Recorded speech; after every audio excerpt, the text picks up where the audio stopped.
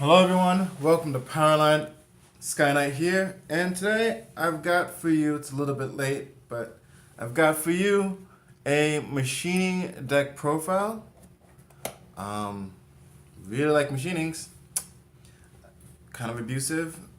I usually tell my friends it's all fun and games until your Vanguard can't stand, which is the reason why I like this build. More people are going towards Ghidorah, but I stayed with this, mostly because Ghidorah is too expensive. So, let's get down to it. Starter is machining Bagworm. So, Bagworm over Little Bee. Um, Bagworm offers a lot more than Little Bee, although Little Bee offers power. Especially with the new 3, you can't pull out Little Bee or Bagworm. But it's alright. Everything works out. It always does.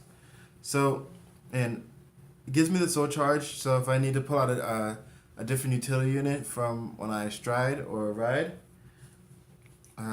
it's really good. And then gives me the regular Little Bee effect without the power. Throw it into soul, send a unit.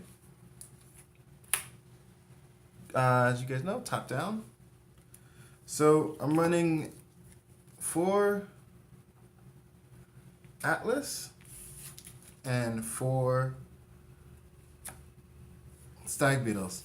So there are a number of backup grade 3s that you can run, but they're all Vanguard units. There's no non-machining that is just a rearguard based grade 3, which would have been nice, just have a grade 3 side piece, if you will. But Stag Beetle is an awesome ride in the event where you can go first and you can just pump out some extra damage to make it a perfect guard. Granted, it's a 10k base, but Stag Beetle is awesome for this. Or if you need to go into the Destroyer Stride, this will give you the extra 2 cards on your field. So you only have to waste 2 more from your hand. So Stag Beetle is great as that backup grade 3. And Atlas is good because it calls out 2 grade 1 or greater units from your soul. But more importantly is at the end of turn when you have your G-Break 2, you can put 2 back in so they don't die to like control matchups, so they don't die to like getting relocked.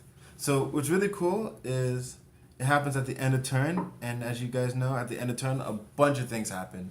So for against your Link Joker matchups, your cards unlock. So your cards unlock, and then bam, throw 2 of them back in the soul. Now you just have to worry about having cards being taken from your hand and put into lock position. But if you give them 2 cards, you get a counter charge and you draw. So a way to manage your counter blast in a deck.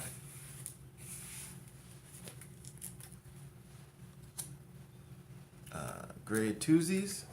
Oh no, hold on. You didn't see that yet. Grade 2s. I'm running 3 red soldiers because the 12k attacker is always real. I'm running 4 princess. She's so good. She's so good. And I wish I could use her better, but she is so good. And Mosquito Mark II. So one of the things that I was toying around with, because I knew I needed a second grade 3, and I didn't know if I wanted to stick with Stag Beetle, is I thought I was going to use his Legion mate, so I can have a Legion in the deck in case anything happens. Didn't really work well, or I just wasn't really feeling it because again, I always need destroyers. So and Stag Beetle helps create the field. So it really didn't work in my favor. But this is like the power lineup, and it is so scary. And then a lot can come out of just making sure you tap your cards right or make sure you make something stand at the right time. This is so good. This is definitely one of the better cards with the stride. And like you can, if you re-stand it with the new stride, if you re-rest it again, only to have this guy, when it hits, restand that. It's just nice little synergetic text to the deck. Grade 1s. For the new Machining Perfect Guards, it's about time. The last other Machining Perfect Guard we have is actually a Quintet Wall. It's great to have something good, and its effect is very simple. And it leaves the Guardian Circle, put something in the soul. Perfect. The 10k attacker, this is the card that I'm debating super hard right now. There's the grade 1 that when it comes out from the soul, if I have a machining card in the soul, it gets plus 3k. So the reason why I'm debating it right now is this is just a 10k attacker, but the other one's a 10k attacker or a 10k booster. So I may go back to the other guy just because if I can stand it with the new stride, pair it with the red soldier, that is a 22k column. So I may go back to it, but I just like this card for some reason. Black soldier all the way. 3 stride enablers, because sometimes you need to get there. And 4 Caucasus.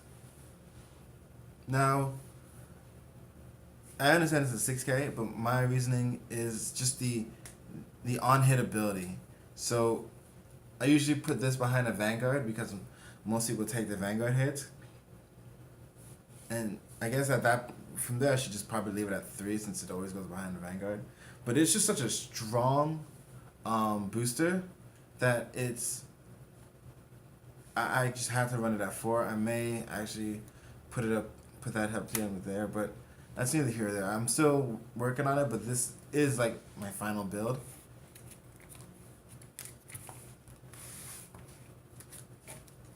Leafy's so cute. And for the Triggy lineups, for the new heals,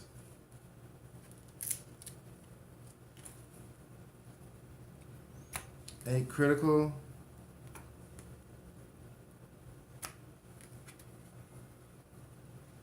2 draws, or excuse me, 10 crits, 2 draws. So 10-2, just to give it some extra power.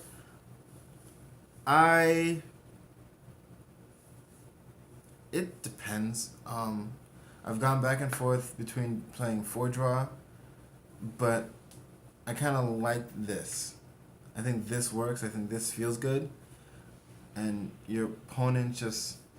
I want the game to be over as fast as possible, because I know against control matchups, this deck will struggle, especially when they just keep killing or locking myself. So the faster the game's over, the better.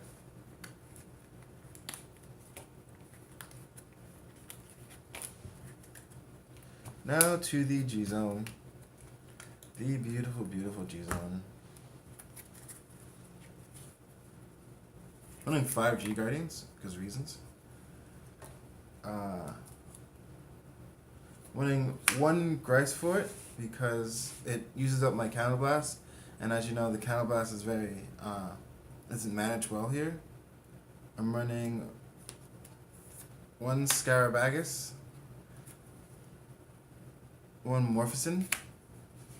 I think Morphicin is just a better version of Scarabagus. But I didn't get an extra one of these because I'm a fool of a took. And 2 Relish Ladies. She's awesome. She is absolutely awesome. I want to run more of her, but she flips herself up.